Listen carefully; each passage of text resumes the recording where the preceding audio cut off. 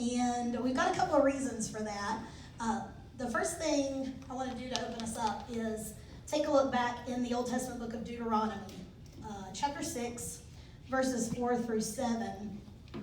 God's talking to his special chosen people of Israel, and he tells them, "The Lord is our God, he is the only Lord. Love the Lord your God with all your heart, soul, and strength. Always remember these commands I give you today. Teach them to your children. Talk about them when you sit at home and walk along the road. Talk about them when you lie down and when you get up." God gives us very specific instructions to talk about God with our children. Talk about him as you're driving the car. Talk about him as you are cooking dinner, as you're at the grocery store, throughout your just everyday life. So God gives those commands to families and to parents. Where the church comes in is that we walk along beside our families, and we're going to help them learn how to make that more natural. It's not always an easy thing to talk to your children about God as you go through everyday life. It gets busy. So what we want to do as a family ministry here at Siloam is really work to help equip our families. And that's what you guys are going to be helping us do. We're going to be talking about a lot of different ways that you can serve, a lot of different positions.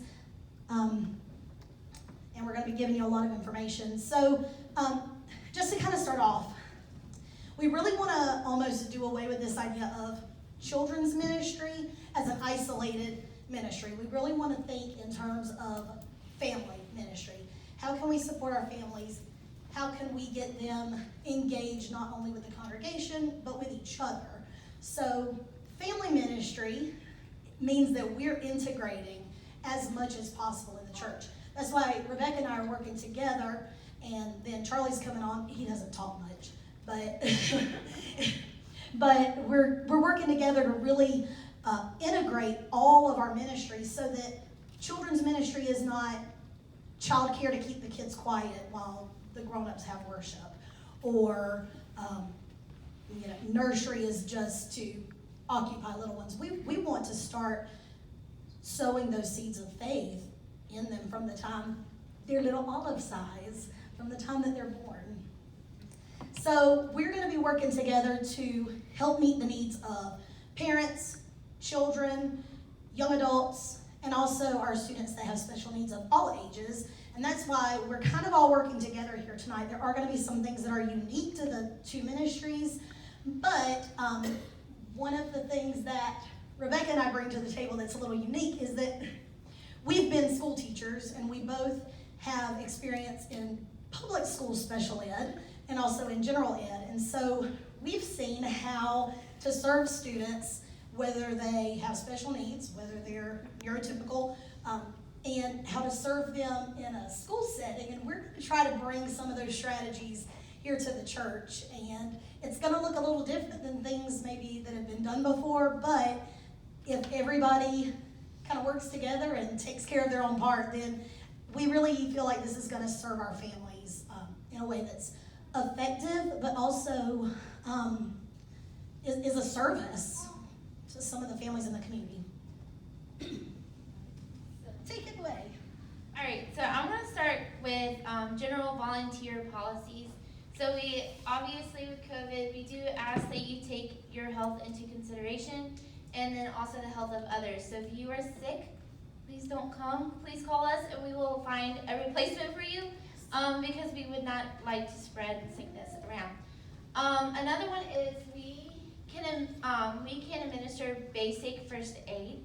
So if like a friend gets hurt, you can do Band-Aids and stuff, but then after that, if it's more complicated, we need to contact security and the safety team, because then they can take that and go with it. Obviously, they know, most of them know a lot more than I do as far as basic first aid is concerned. We do ask that you be here 15 minutes prior to your time of serving. So if you're supposed to be here at 10:30, please be in the room by 10:15 so we can go over everything. It looks different for custom, what you need to do to get ready, than it does for the children's ministry. So please, when we talk about that, pay attention to that different part. So please be here before 15 minutes before. We also ask that you remain confidential with everything you talk about. That is especially important when dealing with the children with special needs, as it is with children, but very important with special needs. That is just a key thing that we have to remember. If we also need to discuss the restroom policy.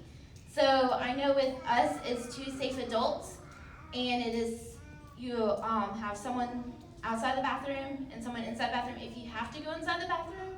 If not, just have a foot in and a foot out of the door. Make sure another adult can see you at all times when assisting friends to the bathroom. And the shelter and evacuation policy, that looks different for both of us. Custom, we're down in the Family Life Building, so ours looks very different than the sanctuary, but at the same time, you need to follow the posted shelter and evacuation rules. So it will be posted in the classrooms. Sorry, guys.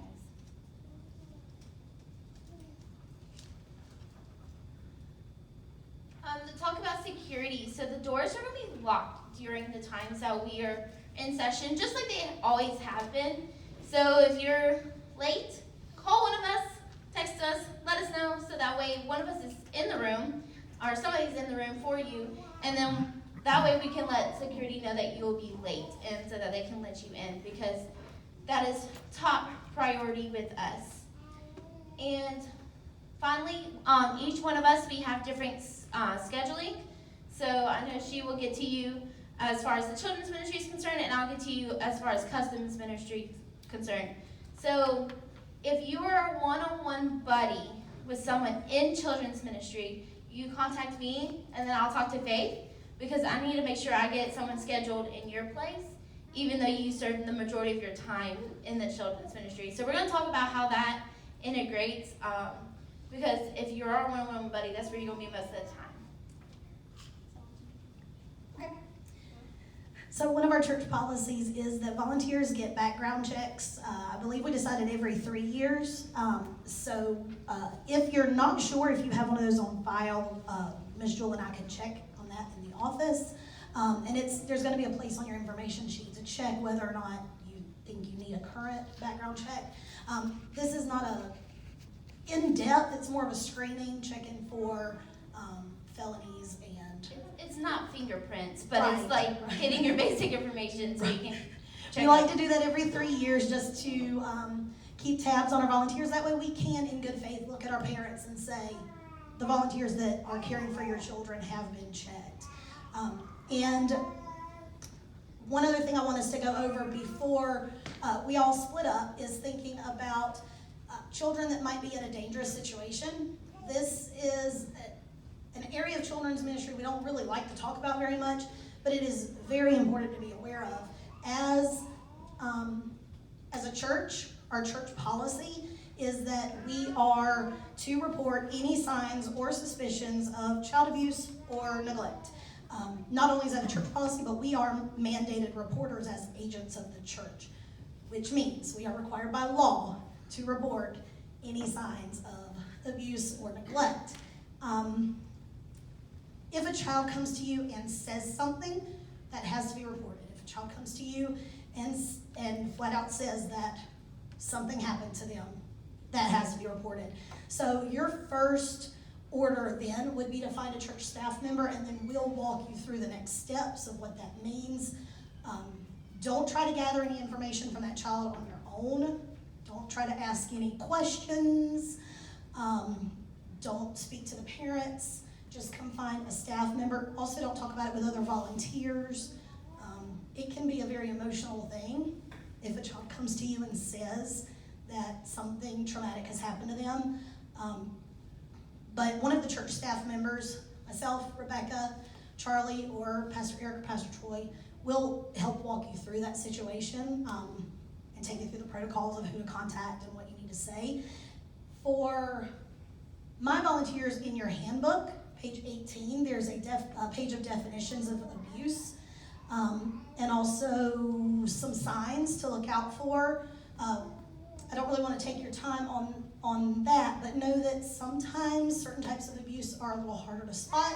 If you have any questions at all about that, come talk to one of us and we can help decide what our next steps need to be. So,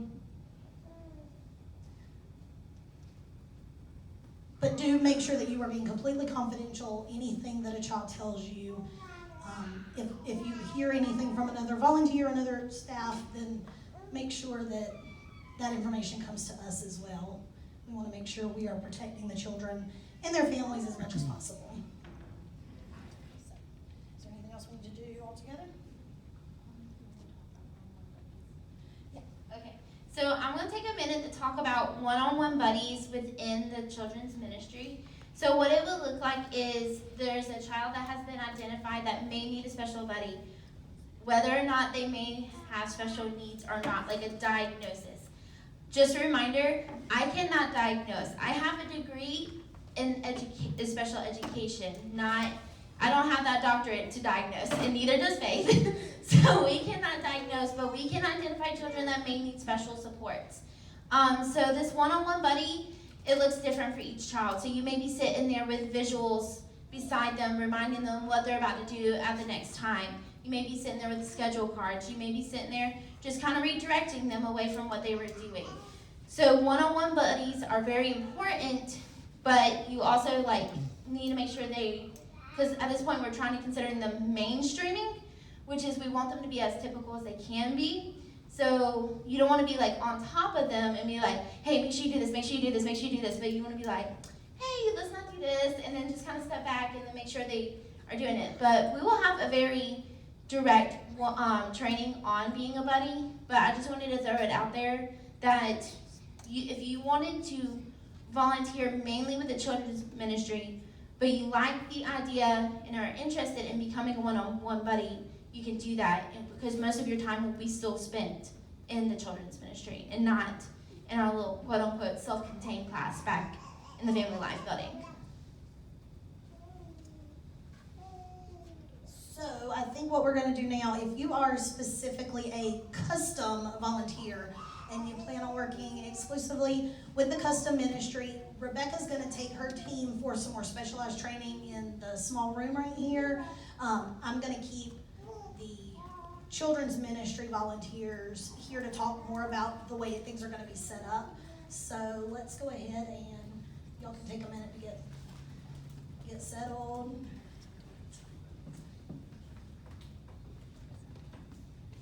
It's not all at once. Okay, thanks, friends.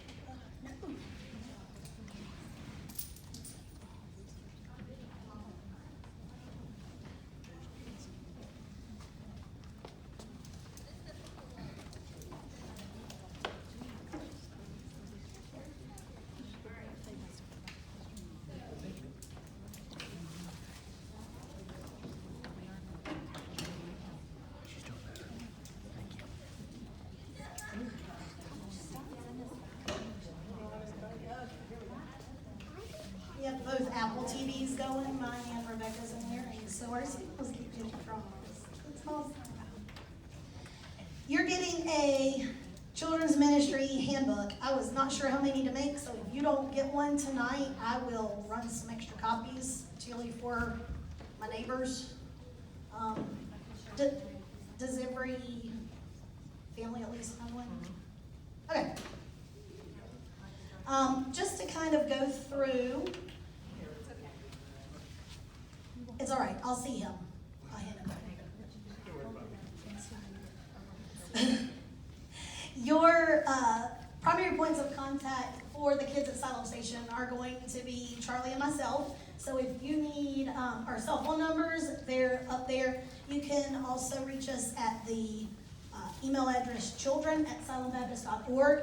And we have just established a Facebook page specific for the kids at Siloam Station. It keeps cutting and an Instagram. The Instagram is just Siloam Station altogether with no space. And Facebook is Kids at Siloam Station. There's not a lot of information there, but start following us because things are coming very soon. I'm looking at our social media coordinator. So to kind of tell you guys how our children's ministries are going to be set up, our nursery is going to be available during every single service. We are going to have childcare available for birth through age 3, every single service. Nursery is considered birth to the 2nd birthday. She's excited. She can't wait. So that is Sundays at 9 and 10:30, Wednesdays at 6:30, and then any special events as needed. You've heard the term wiggle worship being thrown around. That's our 2 and 3-year-olds. Wiggle worship is what we're kind of calling our preschoolers. That's their 2nd birthday until the summer they enter K4. And it's also going to be covered every service. That program is going to be a little more structured. There's going to be a set curriculum, set activities. And so they'll be doing sort of a modified version of what the bigger kids are doing on Sundays and Wednesdays. It's because you have your phone to go to sleep. It's driving me crazy. And then once the child is entering K4 that summer, then they will move up to the station. The station is going to be K4 through 5th grade. At the end of 5th grade, then they will graduate up to our student program. Our kids are going to have special programs in the station Sundays at 9, Wednesdays at 6:30, Sundays at 10:30 in the main worship service. Those are going to be multi-generational in the main sanctuary, the way we've been doing them. I have created some sermon notes that they're appropriate for different ages. Lucy Pearl gave them a test run this Sunday. She drew an excellent picture of Pastor Troy. It was amazing. If anybody wants to critique that artwork, it's great. But there's a big difference in what she understood and processed from this past Sunday, having had that clipboard in front of her, versus other sermons in the past. So having that in front of them helps them to process in their own way, but then also gives families something to take home and then discuss. They all heard the same message, so they can talk about what the kids understood. During that 9 o'clock Bible group hour, I'm trying not to say Sunday school, there's going to be a parent Bible group held in the choir room, which is right across the hall from the station. Charlie is going to be facilitating that. He left. But we're going to be teaching the parents the same material that the children are learning across the hall, so which we'll talk a little bit more specifically about. But what's cool about that is after the lessons are over, then the families can work together to practice some of the skills that we've worked on. For example, prayer or sharing testimonies, they can work together.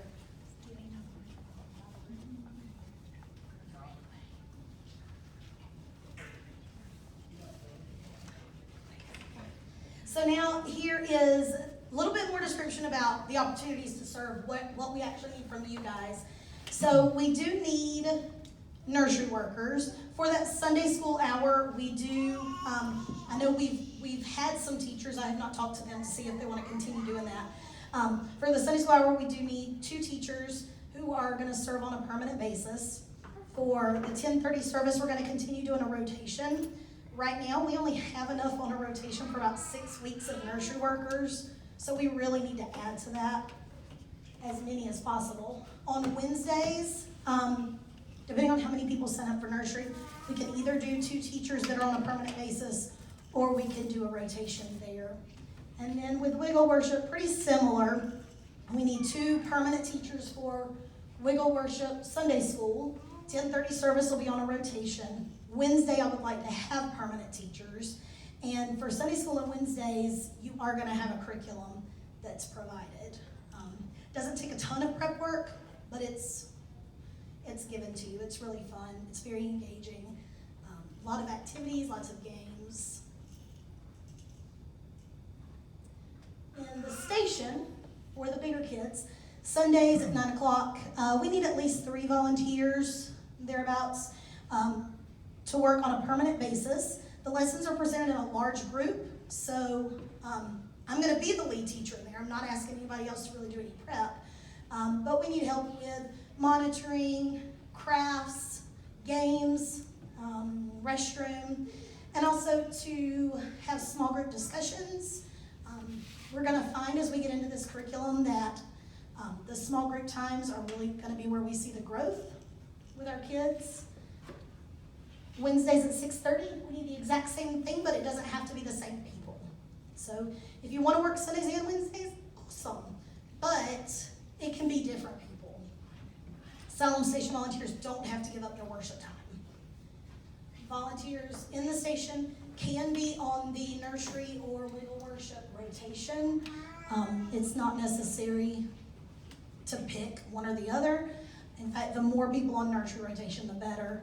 But the big idea here is that everyone's going to be in worship together. We're all going to be able to hear the sermon and participate in the music. I know in the past some people have maybe not signed up to participate in children's ministry because they didn't want to stop singing in the choir or participating in some other worship activities. So this lets everybody participate. We need some greeters and security, and I kind of put that as one job. I know I had a few of you say, hey, I want to do security. That's going to fall under the security team, and you will be trained as a security person. I don't know what they call you guys, but it's eventually going to lead into signing in children, giving name tags, possibly guiding first-time guests to their rooms.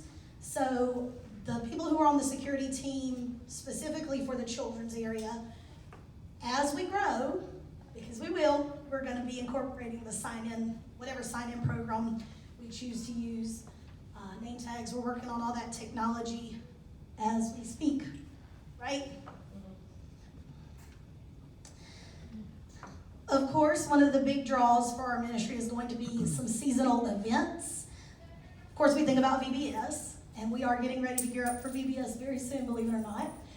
But we are going to need people to help with setup, tear down, cleanup, promotion. Think things like family game nights, scavenger hunts, things that we can invite not only our church families, but even community families to come. And then we also are going to need some substitutes to fill in. So those are some of the opportunities to serve. So be thinking about what time slot might work best for you, Sundays, Wednesdays, what age group might work best for you. And now let's talk a little bit about this new curriculum. Our new curriculum we're using is called Grow. And I'm really enjoying digging into this curriculum. It's really great. So children's ministry is more than childcare. We're equipping families for discipleship. When we think about our relationship with Christ, there's no finish line. There's no graduation. You don't get a certificate of completion. It's all about taking steps. So I want us to stop thinking about children's ministry in terms of who said a prayer, how many baptisms did we have, how many kids raised their hand at the end of the lesson. We win when a kid takes a step towards owning their faith. What does that even mean? In this curriculum, they have identified 4 spiritual habits that Christians really need to be able to work on strengthening. And we're going to cycle through those 4 habits as we move throughout the calendar year. Those 4 things are spending time with God, spending time with other people in a godly way, finding out what your gifts are, and then how do we use those gifts, and also sharing your story. So as volunteers in the station, our job is going to be building those relationships, talking to kids and their parents specifically about those habits. I just heard that Nana snap. PTSD. We'll be practicing those skills.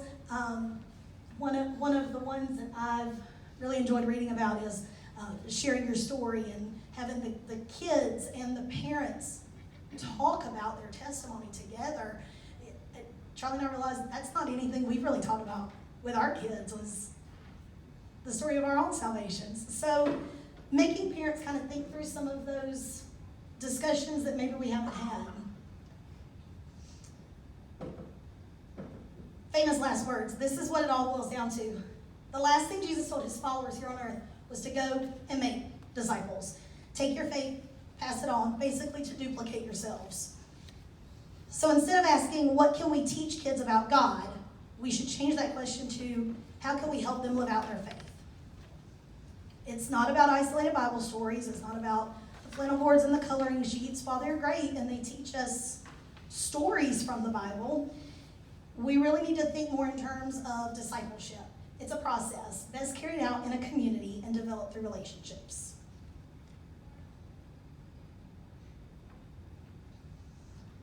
And as I said before, technically we are a family ministry, not a children's ministry. We're looking to integrate all areas of ministry to equip parents to disciple their children. The station is going to work with the Parent Bible Group, which is going to work with events and outreach. Social media and communications are going to tie in on that. The custom ministry, and then the multi-generational services. So we want all of these ministries to flow together in such a way that they just build each other up. I liked this graphic that the curriculum gave me. The family is greater than the church. The church is important, and it's a habit, and it's a tradition that families really should uphold. But God created the family first, and that's where it should start. That's where your most impactful discipleship is going to happen. So what does it look like? For nursery and wiggle worship, we need people who love babies and preschoolers, who are willing to stick up to the code of conduct, which we'll get to in a minute. I am going to ask that you commit to serving for a year. Be willing to plant seeds of God's love in little hearts. Be willing to actively engage with little ones and their parents. And then for wiggle worship, be willing to look over your curriculum ahead of time and be familiar with it. In the station, we need you to love Jesus and kids. Stick to the code of conduct. Commit to serving for a year. Build relationships with the kids in your group. We're really hoping to grow to the point where we need to split the kids into smaller age groups, hopefully soon. Engage with parents. Be willing to talk to them. Be willing to greet them and get to know them. And we're asking our volunteers to attend worship services on a regular basis. There will be times that our volunteers need to meet. Not necessarily as formal as this, but there are going to be times where we need to get together and regroup or prepare for things. So we're asking our volunteers to make that commitment for a calendar year. For those of you who serve on the security team as the security greeter for the children's department, love people, be friendly, and love to smile. Buddy the elf, I love to smile. Be willing to learn and use a check-in system and a name tag system. Pastor Eric and I are looking at a couple of different software options. Right now it's not a huge need, but we're hoping that it will be sooner rather than later. And as we find out what programs are easiest, most effective, then we'll teach you guys. Helping guests find their classrooms, introducing them to teachers. So, be willing to talk to visitors for their first time. Attend worship services regularly, and security specifics are going to be covered in a training with Pastor Eric, where he'll go through specifics that are needed for the security aspect. We need our workers to help out with some prep work, making sure materials are ready ahead of time, setting up, decorations. Rebecca talked about buddies. Sometimes we get friends with special needs who are able to still participate in the children's ministry. They just need an extra set of eyes and a set of ears and a set of hands to just give them some support. When we have special events, we are going to need people to help with setup, tear down, food, promotion. Again, the big VBS is always the big event we think about, but there's going to be other smaller ones throughout the year. Substitutes as needed when volunteers have to be out because of sickness or vacation. Sometimes we're gonna know ahead of time, but there may be times we don't. And this program is also pretty technology heavy, so I would love to have at least one or two other people to learn the technology aspects so that there can be an extra set of hands working the production equipment, helping to prep for our music and our videos. I put AV in here and then I realized I totally sounded like I went to school in the 90s because the AV club was a thing then. So our code of conduct for our children's ministry, along with helping kids on their faith, which, sorry, my kids are feral. Along with helping kids own their faith, health and safety has to be a top priority. Background screening is going to be conducted on every volunteer, apparently not the children. One of the big things I want my volunteers to remember, don't ever be alone with a child. Make sure that there's two unrelated adults, and I specifically say unrelated because we have a lot of spouses. We got my mom in here. So two unrelated adults need to be with children at all time. You don't ever want to put yourself in a situation where it could appear, where a child could say, somebody could get the wrong idea. So don't enter a restroom alone with a child. If there could be an adult at the door, keep the door propped open to some degree. If a child needs help, minimal help, one volunteer can kind of stand at the door with a clear line of vision. But if more than minimum assistance is required, we'll page the parents. It's not like at the preschool, the parents are going to be right outside the door. So if a child has a major accident or needs some help, then we'll get their parents to help them. Diaper changes should only be done by volunteers ages 16 and up, and there needs to be at least two unrelated adults in the room while diapers are being changed. All this is pretty much common sense, but sometimes it's things we just get in a routine and don't think about. Documenting. Accidents happen. Sometimes it's not even an accident. Sometimes somebody rears back and hits somebody. If a child gets injured, no. Self-control. But if there is an incident or an accident, we've got an incident report. It's very simple, but it's just asking you to document when, where did it happen, what happened. I'm going to ask that it gets signed by whichever volunteer witnessed it, and then a staff member, likely me, because I'm going to usually be the one closest. And then when the parent comes to pick up, have them sign it as well. Now, if it's a minor incident, it can be handled at pickup. But obviously, if a major incident happens, then we'll page the parents. If the incident is minor, fill out the report, give it to them at pickup. If it's a major problem, then we'll page the parent, fill out the report as appropriate. But we do want to keep on record if something does happen. So, affection is a very natural part of building relationships. Some people are more affectionate than others, and that really is true for children as well. But just be aware that your hugs should always be side hugs, brief, and your hugs should be initiated by the kid. High fives, handshakes, fist bumps, those are all great ways to greet kids. Once a child reaches second grade, you probably don't need to hold their hand to help them get anywhere. A child over the age of 2 really shouldn't be held unless they need help being transported. And this is one that's hard for me because it's really easy to want to snuggle and love on one that wants to sit in your lap. But in the station, we're going to ask that maybe you help them sit next to you, maybe put your little, pat them on the back, just so that we make sure that everything has the right appearances. Avoid lengthy hugs. kisses, holding children over the age of 2, unless you just need help transporting them. Unwanted affection, not all kids want you to hug them or even high five.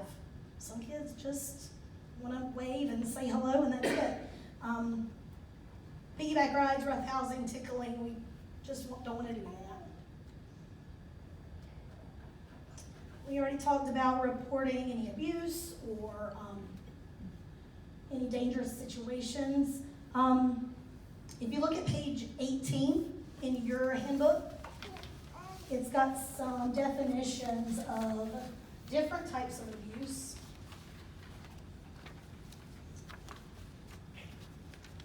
Y'all, this is the stuff that's just not easy to talk about when it comes to children's ministry or working with kids at all. But unfortunately, it's just something we need to be aware of. We are mandated reporters, which means by law, we are required to report. So know that there are different types of abuse, and there are also different signs of those types of abuse. So just make sure you look at that page carefully. We won't really get into any details right now. But if you have any questions about a situation, feel free to let me know. Unfortunately, I have quite a bit of experience with reporting to DSS, so I can help you through that process.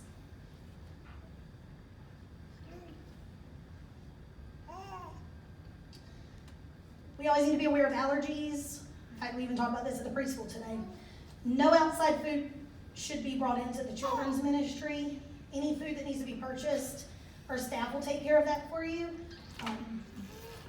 We do have a list of allergy-approved snacks that we can purchase. We are nut-free in our preschool and in our children's ministry as well. Faith, we're really not nut-free. Our church is full of nuts. We got a room full. Come to staff meeting.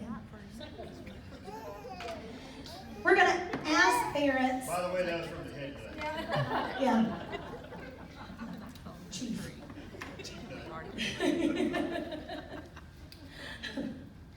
We're going to ask parents to provide any medical information.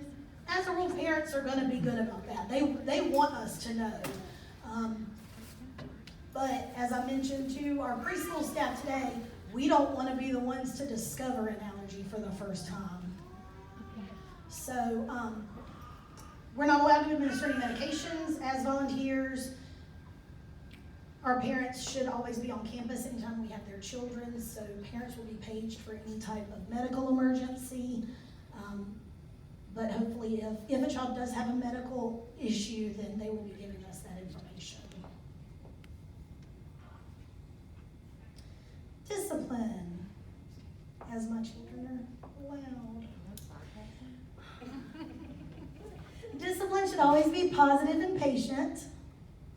I'm so good at that, right? We want to make sure there's no, Maddie, stop. There should not be any physical discipline, belittling a child, yelling at a child, no sarcasm. Try first to redirect a child if they're having an issue. Look them in the eye, give them a warning, give them a suggestion. Hey, let's play with this instead. Hey, let's hug our friend instead of hitting them.